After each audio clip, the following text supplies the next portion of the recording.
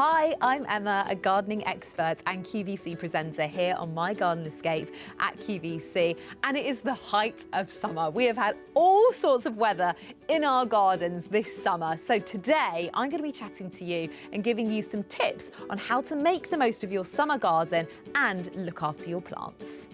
One of the most obvious things to think about in the height of the summer, especially when it's really, really hot, is of course watering. Now, I'm using the amazing stainless steel easy hose from Thompson & Morgan, which is incredible. It doesn't kink, it's made of stainless steel. You've got 8 different modes on the head, which just makes watering really, really easy. And of course, the most important top tip that I can give you when it comes to watering is to water really, really, really thoroughly once a week. I'm currently watering my sweet peas. Sweet peas like a lot of water, but it's kind of silly to do a little bit every single day, because what happens is the sweet peas, their roots will grow down into the soil, they find the water. So if I'm watering just really shallowly, they'll just find the water table in that shallow area of soil. If I water really, really thoroughly and really deeply, just once a week, that's going to draw the water down, which is then going to encourage the roots to grow down, helping the roots and the plant when it really, really dries out and we have a drought. So it's better to water less frequently, but more thoroughly.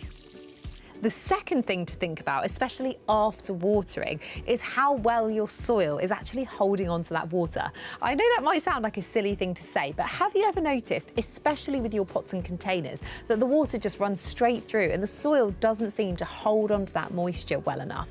It's probably because the compost has got quite dusty, it's got quite loose, it's not retaining that moisture. So that is why Wet and Grow from Plants to Gardens is one of my favourite things to use in the garden. It's basically a wetting agent.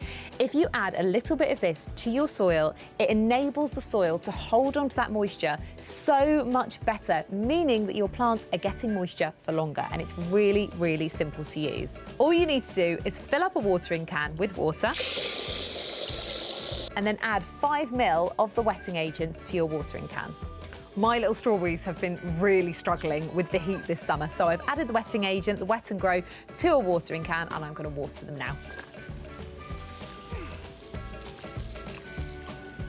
So we've watered our plants, we've made sure that the soil is lovely and wet, and now it is all about feeding our plants. And it is really, really important to make sure you give your plants a really good feed, especially after Midsummer's Day, the summer solstice, because the light starts to drop, and at that point our plants are starting to slow down, and we want them to keep going and look glorious as long as possible throughout the summer. Now, I always use Richard Jackson's Flower Power to feed my plants. It really is the best. Super high in potassium. It's also got that fantastic natural growth booster in there. And all you do is get one little capful, add it to your watering can, fill it up, and water your pots. I use it personally for my pots, but you can use it on your beds and borders as well. But a little top tip, if you are going to use it for your pots, make sure they are thoroughly watered first, because of course our plants take up the plant food through their roots, and in order to do that, they take it up through the water. So if you're watering on Flower Power on a very dry pot, it's just going to go straight through the bottom. So give it a really good water first and then apply the water with the Flower Power in. Deadheading is so important to do all throughout the summer, but especially now.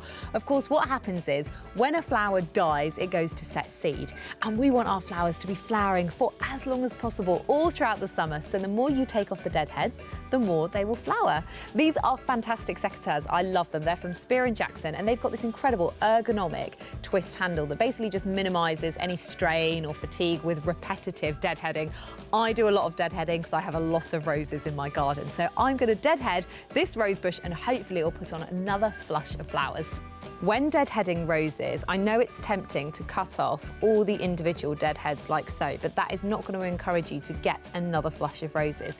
It's much better to go lower down the stem to a leaf with 5 leaflets, or just a really thick, strong, sturdy stem, and cut just above a leaf. And remember, when you're deadheading any plant or flower, it's always really important to cut just above a leaf. If you deadhead to here, this bit of stem is going to die back down, so you're much better going to there. Because of our changing climate, it's really worth considering thinking about drought-tolerant planting.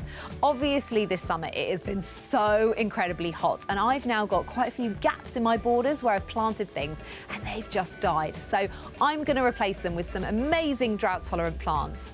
As you can see, just here beside me, I've got this fantastic sea holly and eryngium, which has loved the hot weather and it is completely and utterly thriving. But a top tip is, in order for them to be drought tolerant, they really need to establish first. So you can't just expect them to be planted in the soil with no watering at all. Give them a really good water when you first plant them, get them settled in, get them established, and then in years to come, they will thrive in the hotter, warmer conditions. So they are my top tips on how to keep your garden thriving throughout the summer, right through until the autumn. If you've enjoyed watching this video, you can always watch more by visiting My Garden Escape at qvcuk.com.